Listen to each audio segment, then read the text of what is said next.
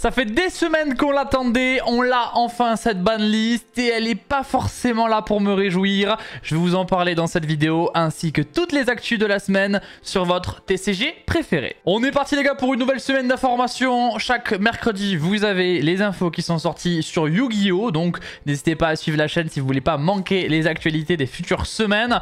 On va commencer un petit peu aujourd'hui avec le YCS Lille. Le YCS Lille c'est à la fin du mois de septembre, le 27, 28, 29 septembre. J'y serai d'ailleurs, donc si vous me croisez n'hésitez pas à me faire un petit coucou.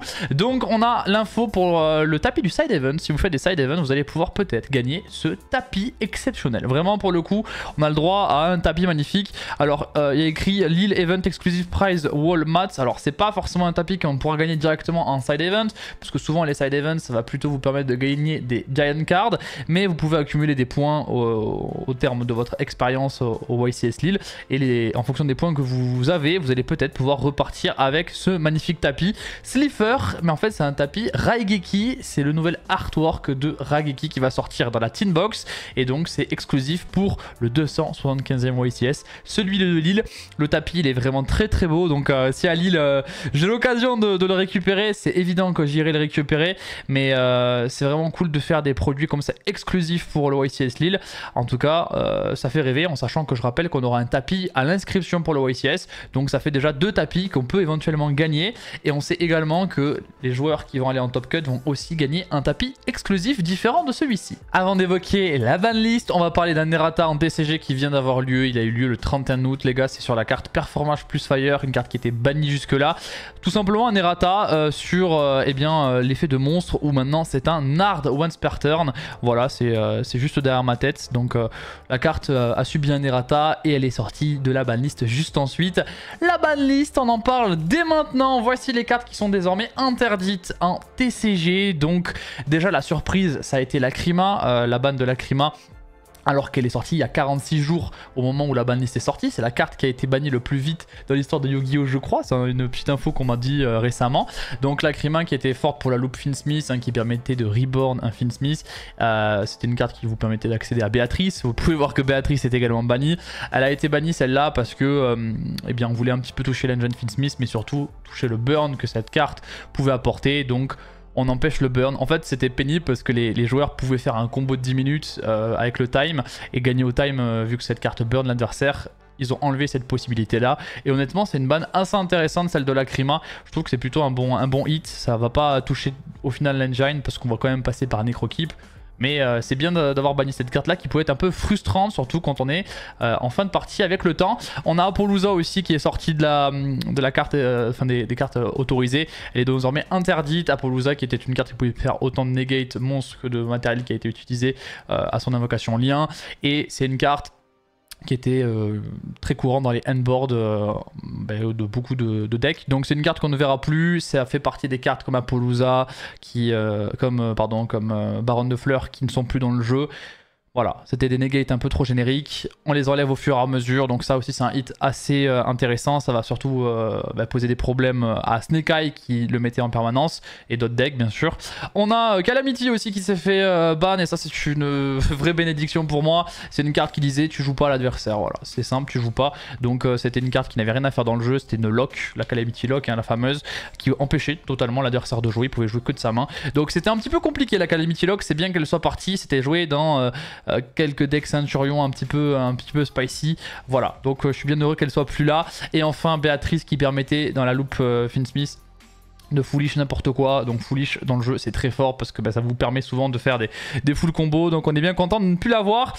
Bon, ensuite on a les cartes limitées, donc ça c'est des cartes qui ne sont plus qu'à un exemplaire. On va parler bien sûr de la Branded Fusion vu qu'elle est affichée en gros. Donc Branded Fusion pour les Branded évidemment, elle est plus à 3, elle est à 1 désormais. Elle a été limitée parce que on veut enlever, j'imagine que Konami ne voulait plus que Branded ce soit quelque chose qu'on splash dans un autre archétype. On pouvait voir quelques decks qui utilisaient une toute petite base branded parce que les fusions branded sont assez fortes, donc c'était dans cette optique là et ça permettait d'avoir un deck un peu plus fort si il manquait un petit peu de consistance, ou en tout cas qui n'était pas suffisamment fort sur le handboard et qu'on avait la place et surtout la possibilité de se lock en fusion. Donc voilà, une carte assez intéressante. Il y a Eva qui est sortie de la banlist. Alors moi je connaissais pas trop Dritron, mais apparemment ça marche très bien avec. C'est une carte qui permet de faire beaucoup de cartes advantage. Apparemment c'est pas une très bonne nouvelle. Moi je connais pas assez la carte, ni Dritron, ni ce qu'elle peut faire ou ce qu'elle a fait, donc je vais pas forcément en parler. Mais apparemment c'est une carte à l'époque qui était un peu problématique. On a les 2 hits sur Snake Eye, les hits directs avec H et Poplar.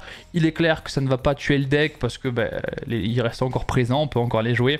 Par contre ça va enlever un petit peu de consistance, on va open un peu moins H dans la main et si on gère l'un des deux, ce sera peut-être un peu plus compliqué de le récupérer, même s'ils auront des moyens de les recycler. Ça va forcément faire un hit sur la consistance, donc ça c'est pas plus mal. Le deck sera un peu moins fort mais il restera toujours jouable, donc si vous avez Snake Eye, eh bien vous pouvez toujours le sortir, il sera toujours fort. Surtout que dans Rage of the Abyss il y a le support Azamina qui va arriver, et Azamina ça va être une petite engine qui va vous permettre de faire une negate, et ça va être quelque chose qu'on va privilégier au début de son tour pour protéger ensuite sa loupe Snake Eye par exemple. Donc on va voir qu'avec Azamina le deck risque de remonter au niveau de ses résultats, même si Yubel reste très fort. Ensuite, il y a des hits sur Gimmick Puppet. Je connais pas du tout assez bien le deck. Apparemment, enfin, ces limitations-là, c'est pour empêcher le FTK. Mais apparemment, on peut quand même FTK, mais moins facilement. Voilà, apparemment, de ce que j'ai compris, on pourrait FTK, mais on serait plus sensible au one trap avec cette limitation de ces 2 cartes Gimmick Puppet. Bon, ensuite, la Branded Fusion, on l'a évoqué juste à l'instant. On a le petit opening aussi qui a été limité. Bon, ça touche indirectement Yubel. Ça touche directement Yubel, mais c'est sur une petite partie d'une engine complémentaire. Donc opening qui était je crois avant joué à 3, qui est désormais à 1, donc ce sera un peu moins consistant. Ils vont en choper un peu moins en main de départ. Il y en a qui même apparemment décideraient de complètement cut cette partie là. Ça on verra dans les listes. En tout cas c'est un hit intéressant pour le coup de Yubel, mais ce sera vraiment pas assez fort, et pour moi Yubel va vraiment être le deck du format jusqu'à la sortie de Rage of the Abyss. On va ensuite voir les D2 hits qui me font pas plaisir. Peu de prospérité et Sangen Summoning. Ouais, étant joueur Tempai, moi ça me déplaît. Bon, c'est des hits qui sont quand même assez logiques je trouve. Peu de prospérité, c'était une carte vraiment trop forte dans beaucoup de decks pour que ce soit beaucoup plus consistant. Et dans Tempai c'était excellent vu que la restriction de peu de prospérité d'infliger moins de dégâts, on s'en fichait un petit peu vu qu'on pouvait mettre 18 000 dégâts minimum dans un tour. Et Sangen Summoning, c'est un gros hit quand même, parce que le terrain c'est la meilleure carte de Tempai, vu qu'elle dit à l'adversaire tu peux pas affecter mes monstres en main phase 1. Voilà, donc c'était assez fort. On va en open un petit peu moins forcément des Sangen Summoning, donc des invocations Sangen. Et surtout si l'adversaire arrive à vous gérer une Sangen Summoning, il n'y en a plus derrière. Ouais, il y en a plus. Alors il y aura toujours moyen de récupérer des Sangen Summoning sur le terrain avec Terraformation, avec cette rotation qui risque de revenir à la mode. Mais il est vrai qu'au niveau de la consistance de Tempai, on lui met quand même un gros coup, et c'est ce que le deck finalement arrivait à bien faire, être consistant. On avait toujours de quoi OTK dans une main Tempai. Là maintenant ce sera un peu plus compliqué, on risque de brick un petit peu plus. Voilà, ou en tout cas de ne pas avoir accès à notre engine pour OTK, ou d'être un peu plus exposé au N-Trap. Voilà. Bon, ensuite on a Grâce, l'herbe plus verte ailleurs, qui permet tout simplement d'envoyer des cartes du dessus de son deck au cimetière pour en avoir autant que l'adversaire. Donc si vous faites un deck à 60, vous pouvez meuler jusqu'à avoir le même nombre de cartes de l'adversaire dans son deck. Donc s'il joue à 40, ça vous fait 20 cartes quoi en somme. Voilà, et donc ça fait peur parce que ça va permettre de faire des effets dans le cimetière. Quand il y a des cartes qui sont foolish ou qui sont tout simplement envoyées au cimetière, ça fait des effets. Donc ça fait un petit peu peur. Il y a des decks à 60 qui risquent de sortir, et je pense que quand cette carte là va se résoudre, ce sera quasiment auto-win. Skill Drain, donc ça c'est une nouvelle Floodgate qui passe à 1. Il y en a beaucoup qui passent à 1 des Floodgate, donc c'est plutôt une bonne chose honnêtement. Skill Drain, c'était une carte vraiment unfair. Moi je préférais Summon Limit à Skill Drain, très honnêtement. C'est vraiment l'une des cartes que je déteste le plus dans le jeu. Donc je suis bien content qu'elle soit 1. J'aimerais même qu'elle n'existe pas, très honnêtement, parce que c'est pas une carte qui fait plaisir. Elle était très forte en plus avec Snake Eye. Elle était très forte, on peut penser avec Dragon Link. Elle était assez forte aussi dans White Forest, vu qu'on peut cost ses magies ou ses pièges directement depuis le terrain. Donc c'était assez fort hein, cette carte-ci. Dans quelques decks, donc je suis assez content qu'elle disparaisse, ou en tout cas qu'elle soit moins facilement touchable dans sa main de départ. On était à 33% avant, maintenant on va baisser drastiquement au niveau de son ratio, donc c'est plutôt une ban. Alors c'est ça qui est paradoxal, c'est qu'en fait la ban elle est intéressante je trouve au niveau de sa limitation, au niveau des bans. Par contre, je trouve qu'il manque des choses. Voilà. Il y a des choses qui manquent. On n'a pas touché Sanctifier. On n'a pas forcément beaucoup touché Snake Eye non plus. Snake Eye reste jouable. Restera un deck fort quand Azamina arrivera. Donc voilà, il n'y a pas eu de ban de Flamberge qu'on pouvait espérer. Ils auront un handboard un peu moins costaud. Donc peut-être que Snake Eye va devoir un petit peu se réinventer. Et surtout, Yubel n'a quasiment pas été touché. Et ça, c'est un petit peu incompréhensible. J'aurais aimé qu'on mette, allez, Esprit Yubel à 1. Ça aurait été quelque chose de cool. Je comprends que le deck est récent et qu'on ne veuille pas forcément le toucher tout de suite. Mais un petit hit, même, allez, pas Esprit, pardon, Phantom of Yubel. Phantom of Yubel le mettre à 2, à la limite. Au moins pour dire, vous n'abusez pas à fond, quoi. Enfin, je sais pas. Voilà, je sais pas ce que vous en pensez, en tout cas dites-moi en commentaire ce que vous pensez bien sûr de cette ban list. Et bien sûr si vous aimez la vidéo vous pouvez liker, commenter et vous abonner. On est plus de 3200 maintenant sur la chaîne, donc merci beaucoup pour les abonnements récents qu'il y a eu. Voilà un petit peu pour les cartes limitées. On va passer aux cartes semi-limitées, on va aller un petit peu plus vite. On a les différents Dragon Ruler qui passent à 2, ils étaient à 1, ils passent tous à 2. Pour l'instant on les a pas revus les Dragon Ruler, donc... Voilà, pas grand chose à dire pour l'instant, ça fait pas énormément de choses. Luna Light Tiger, je connais pas la carte, je connais pas suffisamment bien ce qu'elle a pu faire dans le passé pour vous dire quoi que ce soit, donc je ne m'exprimerai pas. Pareil pour Ib, c'est pas une carte que j'ai connue, ça fait pas longtemps que j'ai repris le jeu compétitivement. Donc je ne peux pas vous dire ce qu'elle a pu faire ou ce qu'elle pourrait faire. Je crois qu'elle avait eu un errata en plus de ça, cette carte là. Donc voilà, il n'y a pas grand chose d'autre à dire. Et Colossus qui passe à 2, ça c'est assez étonnant parce que c'est une carte Colossus sur les anciens boards quand on jouait Thunder. C'était une carte qu'on pouvait mettre 2 fois sur un terrain et qui faisait du coup, qui posait beaucoup de problèmes. Là du coup on peut imaginer qu'il y a des decks qui puisse en mettre 2 sur son handboard. Ça fait un peu flipper. C'est une carte qui était bien à 1. Je pense pas qu'elle était nécessaire de la sortir à 2. Honnêtement, c'est un peu étonnant. Parce que déjà, un Colossus, c'est chiant. Alors, s'il y en a 2 sur le terrain, j'imagine même pas quoi. J'imagine pas. Donc voilà, Colossus qui est à 2. Tant que ça fait rien, ça va. Le jour où il y a un deck qui peut s'en servir et qui peut s'en servir facilement, ça va être compliqué. On voit que Ritual Beast arrive à faire Protoss son trop de difficulté. Et Protoss, bah, c'est une carte c'est une carte un peu comme Calamity, on va pas se mytho. Donc voilà, le jour où Colossus, vraiment ça devient fort et facile à mettre dans un deck, ça fera des choses pas sympas. Donc c'est pas une carte que je suis très content de voir à 2. Mais bon, à 1 ça me semblait bien.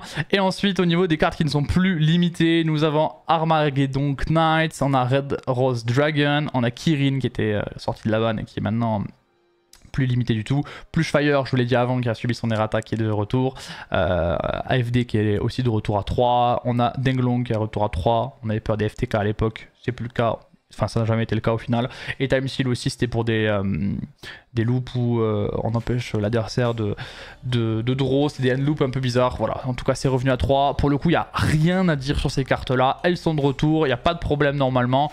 Ça devrait pas être une mauvaise chose à l'avenir, en tout cas, bon retour. Mais je pense pas que ça changera beaucoup de choses dans le format actuel. On va faire un point bien sûr sur la Tin Box. Sachez qu'il n'y a pas eu de nouvelles cartes d'annoncer au niveau de l'OCG. Donc on n'a pas de nouvelles cartes annoncées dans le jeu. Donc aujourd'hui on va parler exclusivement de la Tin Box en plus de la banlist. Pas mal de choses hein, sur la Tin Box. Déjà... on a un des côtés qui est désormais officiel. Voici la Tin Box sur le côté, on va dire un peu arrière de Yugi et Kaiba. Donc vous avez les différentes illustrations. On a eu le Bahamut Shark, voilà, qui a été annoncé dans la Tin. Donc ça c'est plutôt bien, honnêtement. Ce côté au final, il est ok, On va dire que jusque là ça va bien et là c'est un peu moins stylé, hein, on va dire ça comme ça. Terror Top, etc.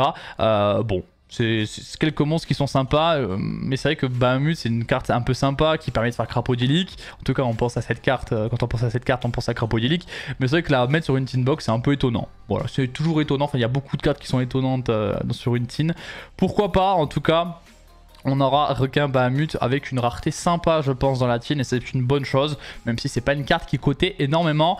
On a également ce côté là qui a été annoncé, donc le côté avec le Pancratops et on a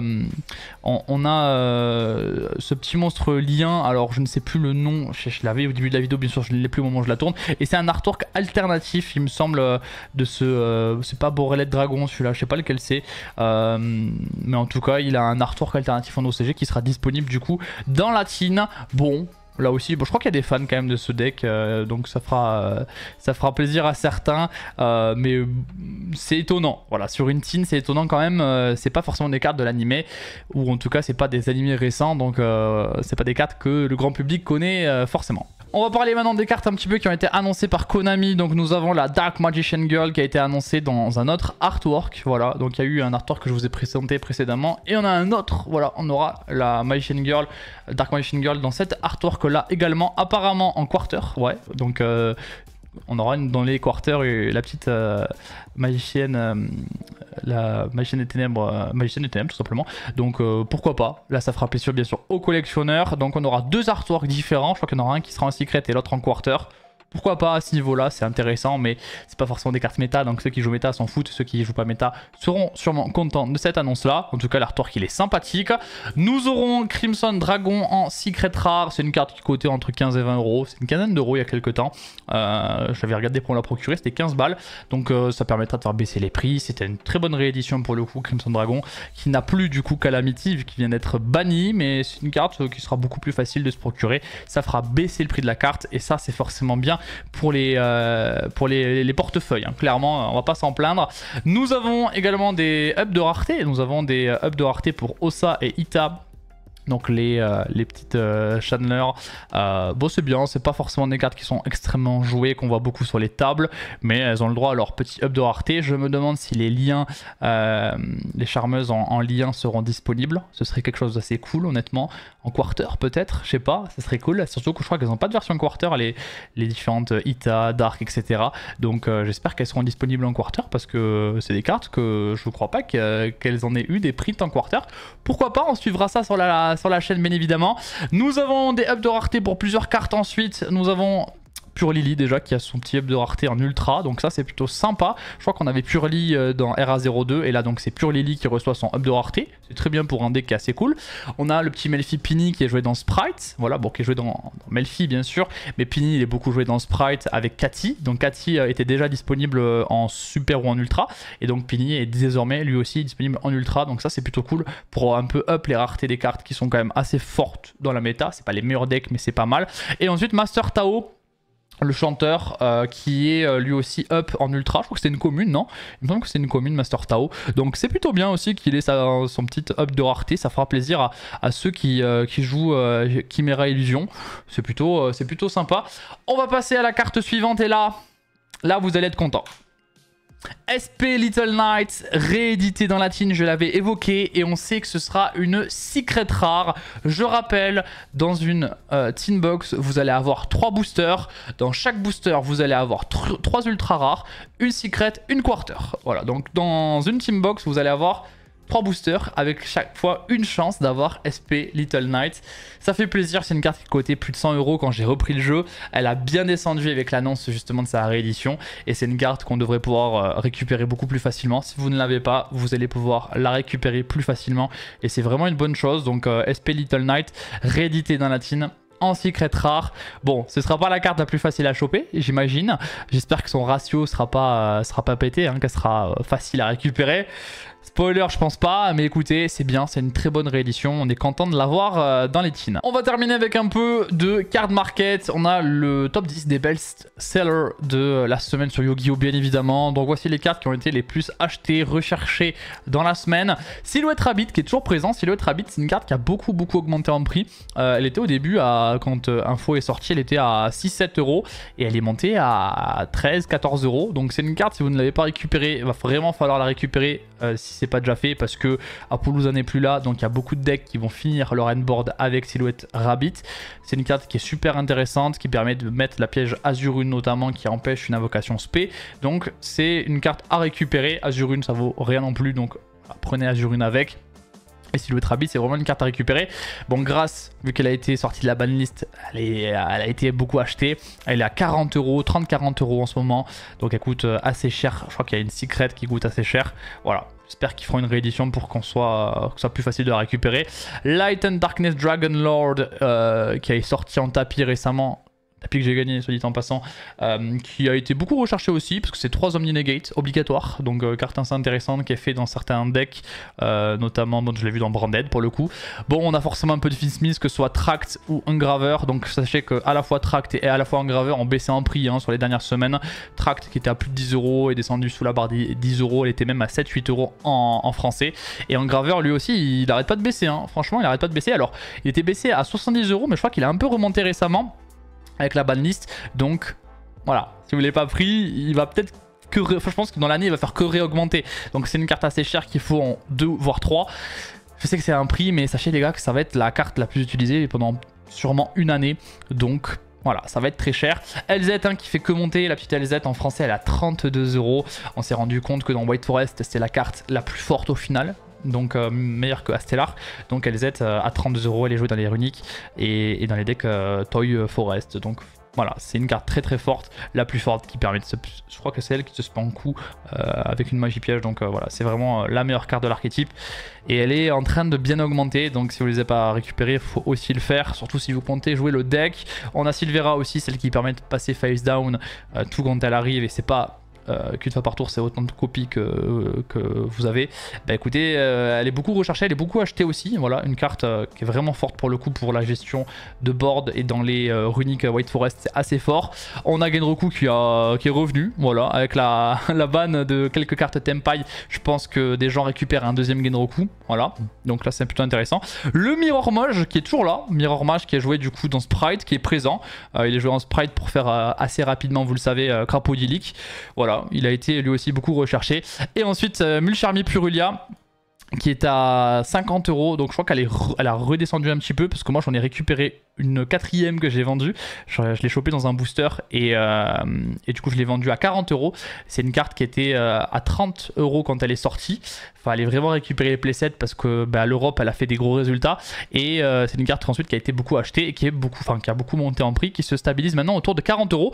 Bon, elle risque de rebaisser en prix avec la sortie eh bien, de la prochaine Mulcharmy. Mais je pense que c'est quand même une carte qu'il faut récupérer, qu'il faut avoir x3 parce qu'il y a vraiment des formats où elle sera forte. Et pour l'instant on le voit, c'est une carte qui fait vraiment parler d'elle et qui, je vous le dis les gars, est vraiment très très forte. C'est tout pour aujourd'hui, j'espère que cette petite vidéo vous a plu, que vous avez passé un bon moment. N'hésitez pas à débattre dans les commentaires de la banlist. Moi je suis assez mitigé, je trouve que le format va pas énormément changer au final. Voilà, on a eu des petits hits de consistance sur Tempai et sur Snake Eye, mais ensuite, ben voilà, il n'y a pas eu grand chose. Hein. Yubel qui a rien pris, Snake Eye qui est toujours vivant alors que c'est un deck extrêmement dominant. On va se retrouver du coup avec un gros tiers Yubel pendant quelques temps, jusqu'à Azamina, et puis Azamina permettra à Snake Eye de revenir encore un peu plus fort. Donc au final, la méta va pas énormément changer, je pense, avec Rage of the Abyss. On a en plus le nouveau Maxé, la nouvelle Mulcharmy qui va sortir, qui va up Tempai. Donc au final on a descendu Snake Eye et Tempai et ils vont remonter dans la prochaine extension. Donc c'est assez marrant. On va pas changer beaucoup de formats les gars, hein. Je pense que s'il n'y a pas une banlist dans les 2 mois qui arrivent, le format devrait pas énormément évoluer. En tout cas c'est mon avis, on verra si j'ai raison ou tort. Je vous laisse ici les gars pour cette vidéo. N'hésitez pas à liker, à commenter et à vous abonner. On se retrouve mercredi prochain. C'était SD. Tchuss.